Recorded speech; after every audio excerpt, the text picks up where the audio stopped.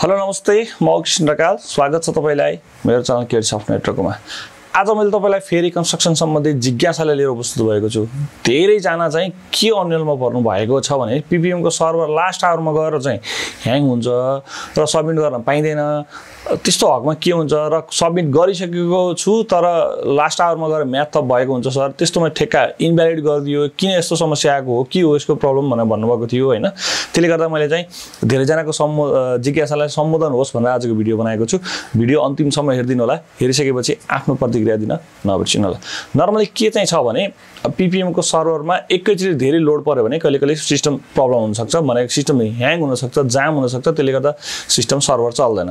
Server नचलेको हकमा चाहिँ के हुन्छ भने तपाईको म्याथ थप गरिदिन्छ। मतलब कहिले मेन्टेनेन्सै गर्नुपर्ने हुन्छ, त्यो सिस्टममा के कुरा अपग्रेड गर्नुपर्ने हुन्छ। त्यसले गर्दा पनि लास्ट आवरमा म्याथ थप गरिदिन्छ हैन। कहिलेकाहीँ सिस्टममा एकदम एरर आयो भने पनि चाहिँ त्यो लोड धान्न नसकेर होला सायद, त्यसलाई मेन्टेनेन्स गर्नै पर्ने हुन्छ हैन। त्यसले गर्दा अटोमेटिकली 1 दिन 2 दिन कति दिन आवश्यकता हो त्यो अनुसारले म्याथ थप गरिदिन्छ। र त्यसको लागि 12 बजेसम्म त नोटिस निकाल्दैन हेर्नु हैन, किन त्यो जाम भइसकेको हुन्छ। तर त्यो भन्दा पछि चाहिँ एउटा नोटिस निकालेर चाहिँ तपाईको टाइम एक्सटेन्सन गरेको सूचना जारी हुन्छ।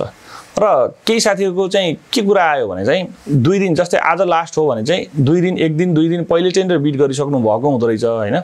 बिड त गरिसकिन्छ, गरिसकेपछि चाहिँ ठेक्का चाहिँ के हुन्छ, जस्तै ग्यारेन्टीको हकमा के हुन्छ भने आजबाट काउन्ट हुने गरेर 100, जस्तै ठेक्काले 120 दिन मागेको छ, 90 दिन प्लस 30 दिन गरेर 120 दिन मागेको छ र आजबाट काउन्ट हुने गरेर 120 दिन बनायो। तर ठेक्का चाहिँ 1-2 दिन अघि नै हाल्नु भयो हैन। तर लास्ट आवरको दिन त अब सिस्टम हालिसकेको ठेक्का मान्छेले त लास्ट दिन चाहिँ अब सिस्टमसित मतलब राख्दैन नि त, हेर्दैन नि त हैन। हेरे पनि अब मैले त हालिसके भनेर ढुक्क भएर बसेको हुन्छ। तर सिस्टमले के गरिदिन्छ, एक दिन अटोमेटिकली म्याथ थप गरिदिन्छ। भनेको पीपीएममा प्रब्लम आयो भने चाहिँ म्याथ थप हुन्छ।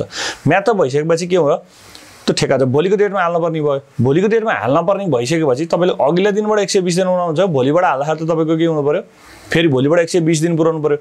त्यो हिजो हालिसकेको ग्यारेन्टी के हुन सक्छ भने 119 दिनको मात्रै भयो हैन। 119 दिन भएपछि तपाईलाई 120 दिन चाहिने ठाउँमा 119 दिन भयो भने तपाईलाई चाहिँ त्यही कारणले गर्दा ठेक्का फाल्दिएको, तपाईले इनभ्यालिड गरिदिएको।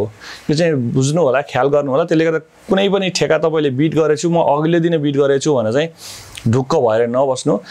यदि इन केस त्यसको म्याथ थप भयो भने चाहिँ कति दिन म्याथ थप हुन्छ, लास्ट बिट सबमिट गरेको दिनबाट तपाईको 90 दिन प्लस 30 दिन मागेको छ भने 120 दिन, 150 प्लस 30 दिन भनेको छ भने 150 दिन, सरी 120 दिन प्लस 30 दिन भनेको छ भने 150 दिन, अथवा 75 दिनको मात्रै मागेको छ भने 45 दिन प्लस 30 दिन हुन्छ, अथवा 75 दिनको हुन्छ। त्यस्तो मागेको छ भने तपाईको त्यो कि 1-2 दिन बढी नै बनाएको राम्रो हैन।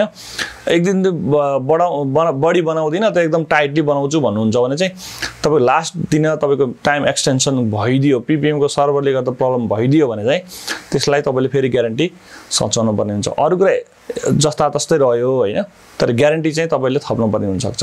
हो हुन त नर्मली मेरो बुझाइ तपाईको बुझाइ एउटै हुन सक्छ, किनभने मैले त तपाईको डकुमेन्ट सबै टाइममा अन टाइममै सबमिट गरेको छु। मेरो प्रब्लम होइन, सिस्टमको प्रब्लम हो। सिस्टमले 1 दिन टाइम थपिदिएपछि त्यो ग्यारेन्टी पनि भ्यालिड हुनुपर्छ भन्ने चाहिँ हो हैन। तर अब त्यस्तो के छैन भने 1 दिन टाइम थपिदिँदै गर्दाखेरि चाहिँ जस्तै आज हाल्न पर्ने व्यवसायले चाहिँ आज अन्तिम बार हाल्न भ्याएको थिएन, तर भोलि टाइम थपिदियो भने त भोलि उसले भाउचर भएर ग्यारेन्टी बनाएर ठेक्का हाल्न पनि सक्छ।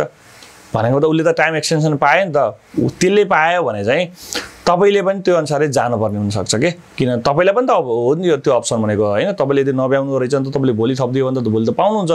हो त्यसले गर्दा चाहिँ सबैले पाउनु पर्यो भन्ने हिसाब भइसकेपछि सबैको नियमलाई सबैले एउटै नियम हुनु पर्यो भनेपछि जति दिन म्याथ थप्छ त्यही दिनबाट लास्ट दिनबाट जति दिनलाई ग्यारेन्टी भने त्यति दिन ग्यारेन्टी पुग्नै पर्ने हुन्छ। यदि पुगेन भने चाहिँ तपाई ठेक्कामै इनभ्यालिड हुनुहुन्छ। भनेको त तपाईलाई ठेक्का परेको रहेछ भने पनि त्यसले फाल्दिन्छ। यो कुरा चाहिँ नबिर्सिनु होला। र अर्को कुरा जुन 5 वटाको नियम छ, त्यो 5 वटा नियम चाहिँ तपाईले भरेर हाल्नै पर्ने हुन्छ, नभए भने त्यसलाई पनि ठेक्का फाल्दिरहेको अवस्था छ भन्दै भिडियो अन्तिमसम्म हेरिदिनु भयो। कस्तो लाग्यो प्रतिक्रिया दिन नबिर्सिनु होला। धन्यवाद।